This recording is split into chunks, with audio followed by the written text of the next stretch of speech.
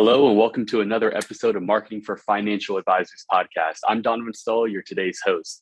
So today, I want to get into something that's kind of a hot button issue right now.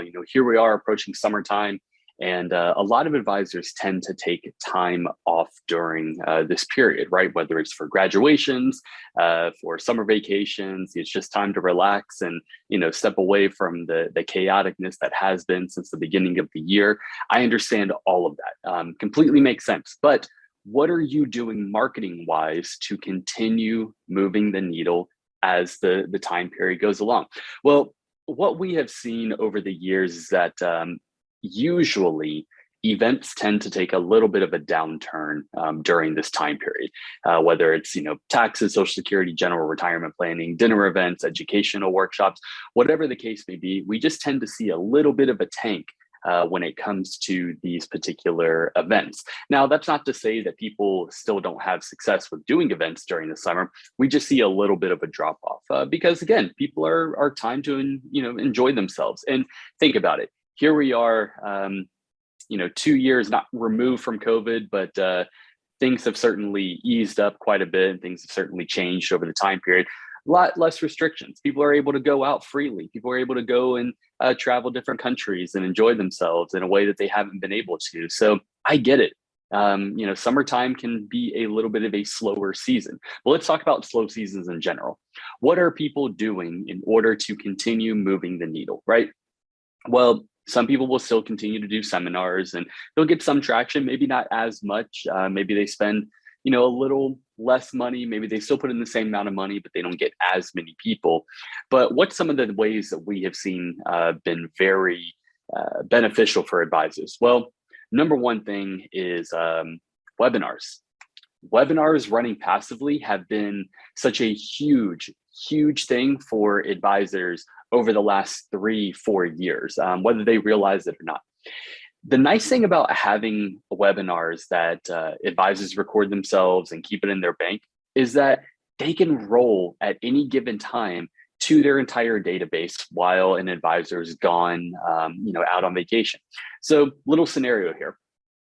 Let's say that advisor A says, okay, I'm going to go out of the country. I'm going to be gone for the next 2-3 weeks, and I just want to be able to enjoy time period, but we still need to be able to generate some business. Sit down ahead of time, record a webinar all about taxes, Social Security, retirement planning, your niche market, whatever that's going to be, right? Think of something that is just going to be beneficial.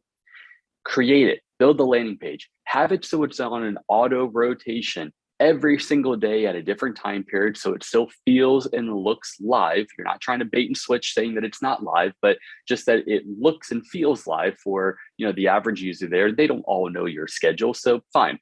And blast it out to your entire database, your clients, your prospects, your leads, all the above. Absolutely have that out there so people are able to get in front of you so that when you are looking at your calendar, you say, okay, I know I'm coming back on the 1st or the 15th or whatever. I have all these appointments lined up, phone appointments from a webinar that I recorded. It's just sitting there in the bank. You blast it out via email. Let them go in and watch it. It doesn't even necessarily need to be marketed online. It can just be marketed via email alone, and you're able to generate some really good business from that. The nice part about it is that let them go in, pick and choose the time that they want. If you want to set it for a sub-advisor to begin with, or if you want to set it with your office staff so they can vet them a little more appropriately, maybe they don't need a one-on-one appointment, maybe they just need a review, or they just have a couple questions. Whatever you dictate for that, let it be, but have something that's just there rather than saying, okay, we're going to shut down from doing seminars altogether because everybody needs their time off. I get it, right? We all need that time to kind of step away, recharge, and refresh, but that doesn't mean that we have to stop doing things altogether. So take advantage of your slow seasons, right? Take advantage of that time period to open the door to maybe some things that you thought don't really work or whatever the case.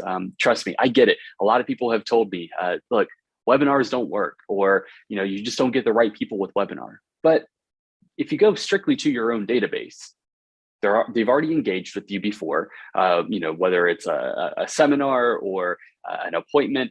those prospects, clients, those leads, you've been in front of them. Continue to re-engage them, right? It's all about that list nurturing and making sure that they feel like they're getting the appropriate information.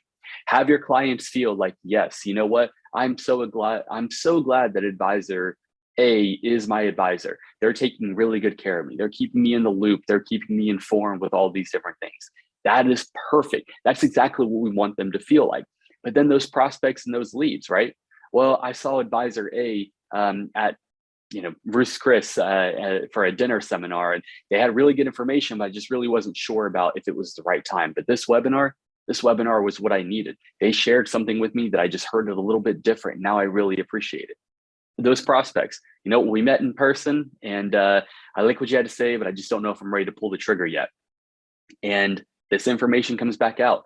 You know what? I need to schedule another appointment with advisor A because now's the time. I just need to go ahead and do this.